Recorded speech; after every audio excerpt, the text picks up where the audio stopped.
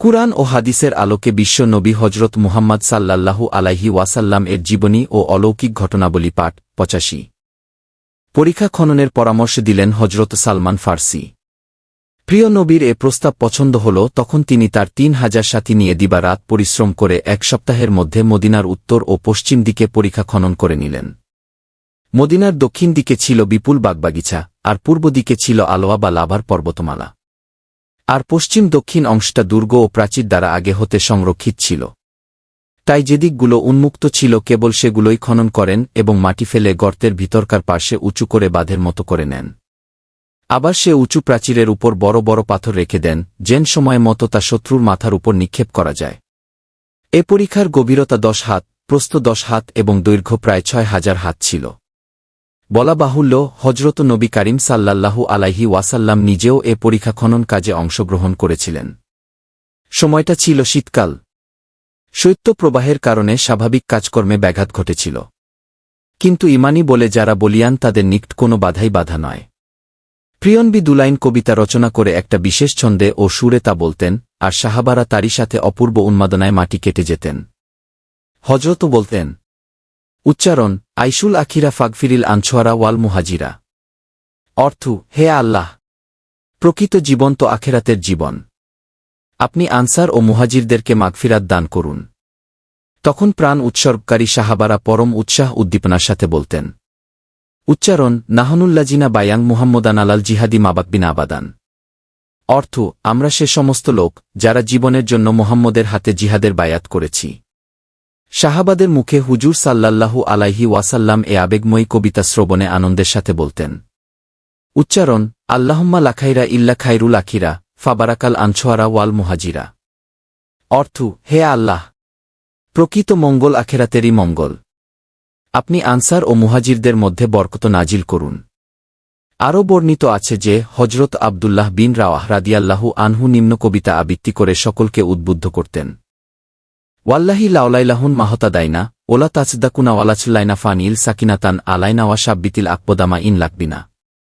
অর্থ, আল্লাহর কসম, যদি আল্লাহ পাকের হেদায়েত আমাদের পথ প্রদর্শন না করত তবে আমরা হেদায়েত পেতাম না, আর সাদকা ও নামাজও না।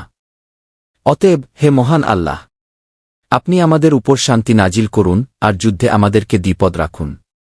হজরত রাবাহ বিন আজেব হতে বর্ণিত, তিনি বলেন, মহান আল্লাহর নবীর অবস্থা এমন ছিল যে গর্ত হতে মাটি সরাতে তার পবিত্র দেহ ধুলায় ধূসরিত হয়ে যেত।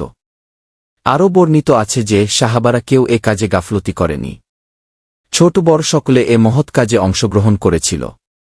হজরত আবু বকর ও ওমর রাদিয়াল্লাহু আনহু, যাদের মাটি কাটার জন্য কোনো পাত্র ছিল না, তারা নিজ কাপড়ে মাটি ভর্তি করে গর্ত খনন কাজে সহায়তা করেন। অপূর্ব এ দৃশ্য। দিন দুনিয়ার বাদশাহ মজুর সে যে ধূলিধূসরিত দেহে দেশ ও ঈমান রক্ষার জন্য আত্মনিয়োজিত। স্বদেশের প্রতিটি ধূলিকণা নূরে নূরে উদ্ভাসিত। একে বিধর্মীদের হাতে কি তুলে দেওয়া যায়? কখনো নয়। মদিনার মুসলিম নরনারী প্রস্তুত। যেমন করে হোক মদিনাকে রক্ষা করতেই হবে তাদের দৃঢ়সংকল্প। দ্রুতগতিতে সমস্ত আয়োজন শেষ হয়ে গেল। মহিলা ও শিশুদেরকে অপেক্ষাকৃত নিরাপদ স্থানে সরিয়ে নেওয়া হল। এমতাবস্থায় নগরের এক প্রান্তে অবস্থানকারী ইহুদি গোত্র বনু কুরাইজা, যারা সন্ধিচুক্তিতে আবদ্ধ ছিল, তাদের বিশ্বাসঘাতকতার সংবাদ পেলেন আল্লাহর রাসূল। এতে তাকে বিচলিত করে তুলল। তিনি আউস ও খাজরাজ গোত্রের দুজন প্রবীণ ব্যক্তিকে তাদের অবস্থা জানার জন্য পাঠান। তারা গিয়ে জিজ্ঞাসা করলেন, এ কি শুনছি যে তোমরা নাকি সন্ধি ভেঙ্গে কোরাইশদের সাথে যোগ দিয়েছ? তারা উত্তর দিল, দিয়েছি, তাই কি? তোমাদের কোনো কথা আমরা শুনতে চাই না। কে তোমাদের মুহাম্মদ? কে তোমাদের রাসূল? মানি না আমরা তাকে। ইহুদিদের এ জঘন্য আচরণে হজরত সাল্লাল্লাহু আলাইহি ওয়াসাল্লাম খুব মনের ক্ষুব্ধ ও মনের ক্ষুণ্ণ হলেন। এরা যে সময়কালে মুসলমানদেরকে এমন বিপদে ফেলবে তিনি ভাবতেই পারেননি। মদিনার উপকণ্ঠে যে দিকটায় তাদের বাস, সে দিকটাই অপেক্ষাকৃত অরক্ষিত ছিল। কাজেই বিপদের আশঙ্কা মনে করে তিনি প্রতিকারের ব্যবস্থা করলেন। ৩,০০০ সৈন্যের মধ্য হতে ৫কে তিনি বিচ্ছিন্ন করে দুজন সেনাপতির অধীনে তাদেরকে স্থাপন করে ইহুদি মহল্লার চতুর্দিকে টহল দেয়ার নির্দেশ দিলেন। আবু সুফিয়ান মহা আড়ম্বরে ১০,০০০ সৈন্য বাহিনী নিয়ে মদিনার উপকণ্ঠে এলেই তার চক্ষু স্থির হয়ে গেল।